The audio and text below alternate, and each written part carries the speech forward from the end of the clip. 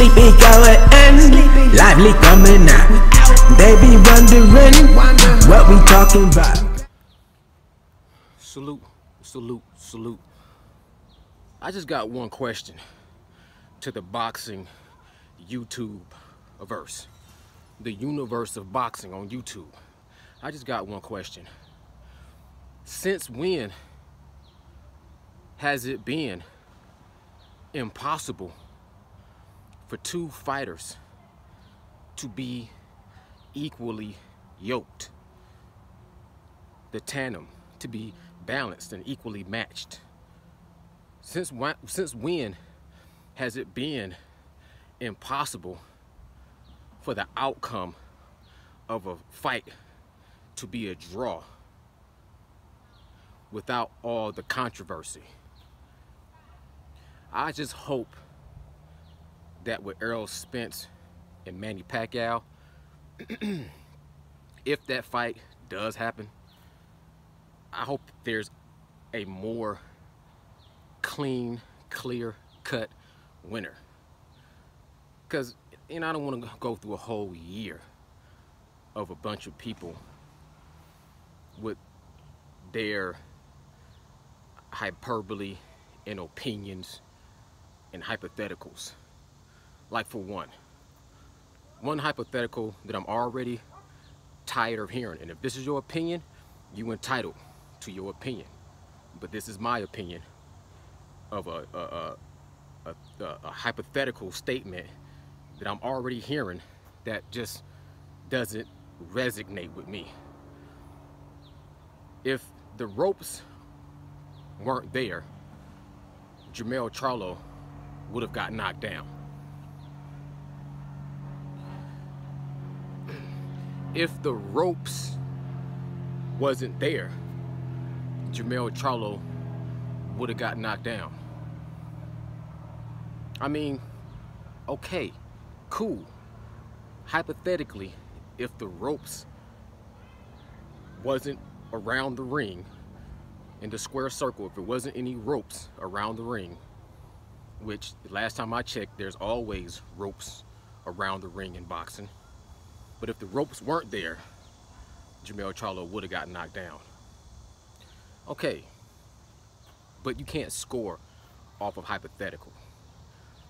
That's almost as far-fetched to me as saying if the ring turned into a three-dimensional portal, then both fighters would have got sucked down the portal like LeBron James in this new remake of Space Jams. I mean, the reality of it, both fighters got buzzed, but no fighter touched the canvas. I understand if you scored the fight for Castano. He was a pressure fighter. He was unknown to most people.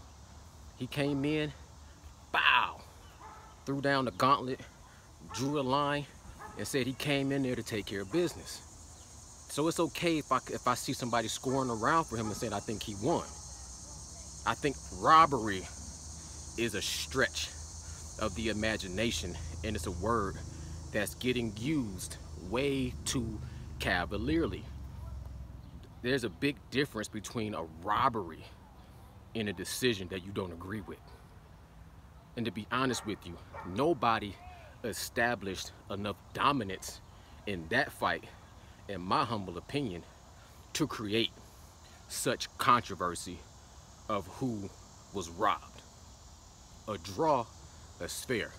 Somebody might have scored one round slightly more for Charlo because he won the championship rounds. I can understand that.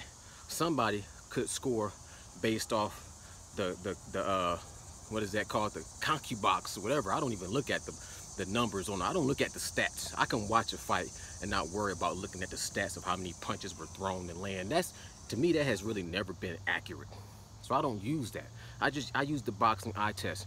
There's a difference between throwing a lot of punches, landing a lot of punches, who threw the cleaner punches, who was the most effective, who established the ring generalship, who was more defensively responsible, who had the most effective aggressionness. And that was almost as equally as a match as you can even that's almost the definition of a draw match. And I know most people that I pay attention to were Charlo fans and supporters, so they had a different wish, a different outcome, and they expected to see a different fight. You used to seeing Charlo being more front foot dominant and being the person that's pressing the action, but he's usually fighting guys his height or taller.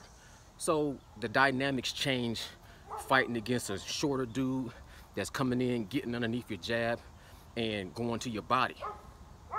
But he made the adjustment to be more of a boxer. I didn't like to see Charlo against the ropes as much as he was, but I also have to give him credit where credit is due. When he was coming down the pipe with the 1-2s, when he was going to the body with some shots, when he did hurt Brian Castano upstairs or had him against the rope and almost hypothetically looked like he could have had his man out of there. You know what I'm saying? So all the back and forth, you know what I'm saying? I know that's gonna be what it is. I can tune it all out. To me, the fight was a close fight. There was no clear-cut winner. You can, you know what I'm saying, favor who you want to favor for this fight.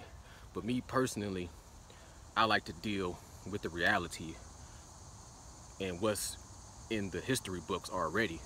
And what I saw was a draw.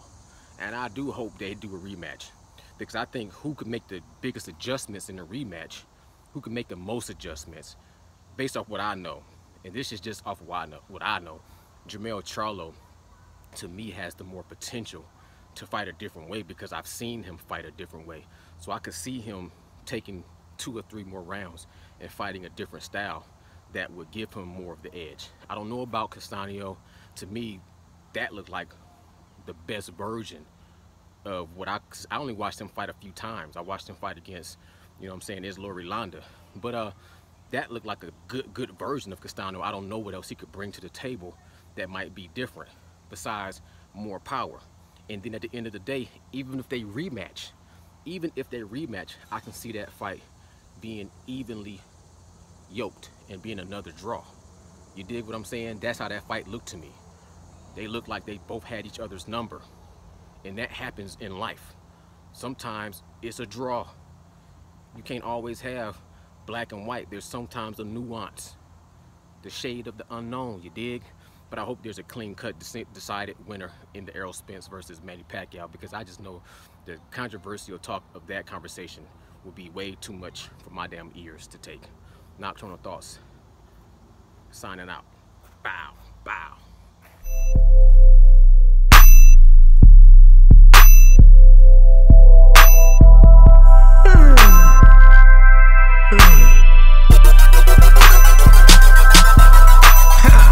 Sleepy going in, lively coming out. They be wondering what we talking about.